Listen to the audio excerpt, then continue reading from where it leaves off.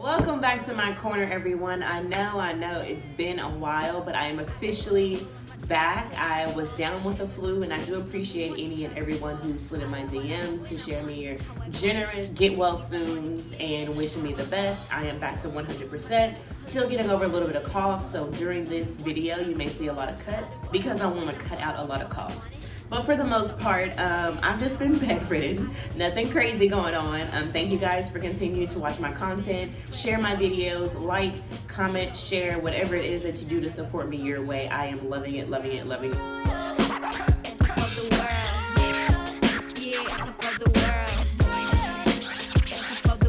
So you can tell by the title, I'm going to be talking about my first year tax business. If you don't know, my name is Chanel. I'm a personal trainer, I'm a group exercise instructor, and a fitness model. And yes, I am an entrepreneur, so that means my taxes do have to be paid every single year. Now, this is my first year actually doing taxes for my business because I've been established last year, March 2020. And it's a little bit different. I've learned a lot, and there's a lot of things that I would do over, but now that I know them, I'm more knowledgeable about it. I won't make the same mistakes in the future. But first and foremost, let's go ahead and get started with today's topic. So going into taxes, even when I didn't own a business, it was very, very confusing. Credit cards and finances have never been my strong suit, but I decided to go with what I know. So I usually get my taxes done personally for H&R Block. I decided to do the same for my business at H&R Block. I had a friend that referred me somewhere else, so I was like, okay, well, if he's referring me, it must be cheaper than what I'm usually used to. So the process was very, very drawn out and very, very long, which is very confusing to me. I did everything that was asked. I provided all plus some more information. We emailed back and forth. They were closed on the weekend, so 2 days were lost.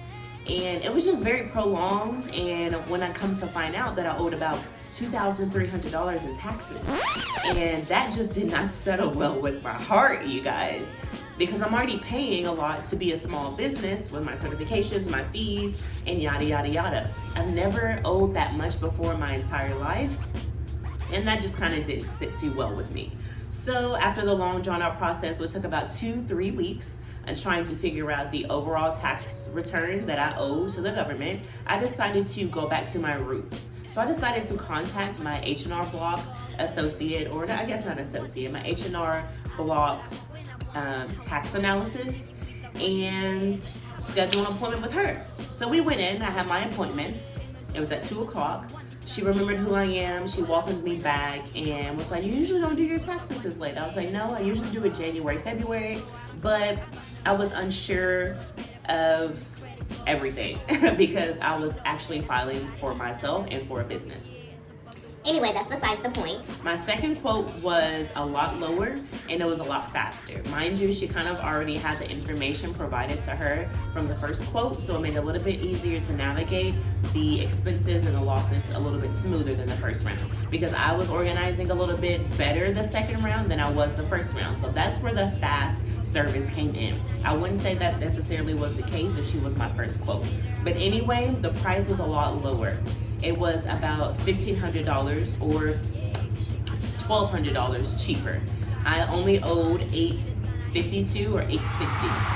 Now, $2,300 versus $800, that is a huge difference. And when I told her that my first quote said $2,300, she was very shocked. Like, she said, did they take into account any of your expenses? I was like, they did.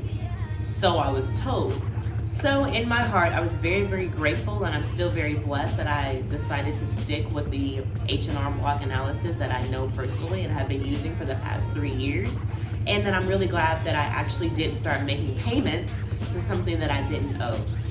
So the first quote was very high and took a very, very long time. And the second quote, back to my roots, was very fast and it reduced a lot. So now, a few tips that I have for people starting their small business or their first time around filing their taxes is make sure you prepare. Okay, and what I mean prepare is start your spreadsheets now, start your Word documents now. I already have an Excel sheet where I have my expenses listed and I have my losses listed, so that when it comes to the end of the year or quarterly, which I plan to do quarterly, I already have the totals already fractioned out. Now, I do this every day. I work from home, so it's a little bit easier for me to say, oh, I have a new client, they paid $500 this month, let's go ahead and put that in my Excel sheet. For those who don't have that time, plan a day of the week, one time a week if you can. Because as you start to get busy, you don't prioritize as you should, which you should. The busier you get, the more organized you should be. You forget the little transactions in between, and you don't want to accidentally be penalized or be chased by IRS. It's something that one of my friends told me is that tax savings. So I am an independent contractor at one of my jobs, and they do not take taxes out of any of my paychecks. So what I have to do is every time I get paid, I plan to take out about $10 to $20 every 2 weeks when I get paid. So that's about $40 to $60 a month. This will be taken into my tax savings so that when I do take my taxes and I do get that $300 bill, that can go out of my tax savings account. Same thing with Uber and Postmates and DoorDash drivers. They do not take out taxes. So it is your job to set aside that money, $2 every single tip, $5 every single delivery, put it to the side so it's not such a huge hit when you file your taxes and you owe $250. One thing that I will say, just to iterate with the positive, is I got a $17 refund check from the state. I have not gotten a refund check in about 2 years. So that's $17.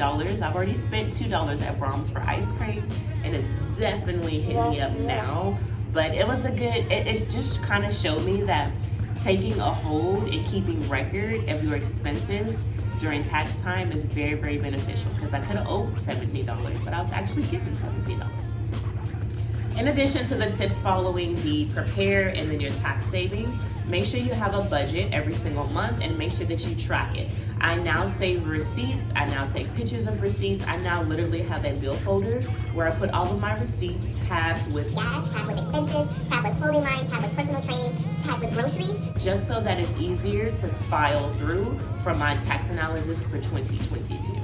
These are just a few tips that I've learned just in the 12 months of being a small business, and I really, really hope that this has helped you in some way. If it hasn't helped you and there's actually tips and advice that you can give me, go ahead and leave that in the comments and help your girl out. You know, it's my first time having a business, so I would thought to share for the first time here the experience that I went through.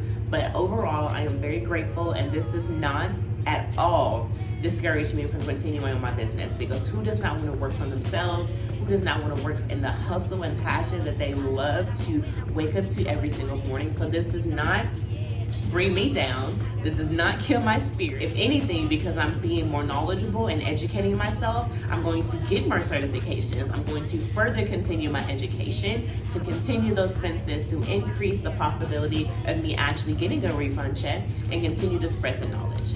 Please like, share, comment, and share, and I will see you guys in the next video. Bye.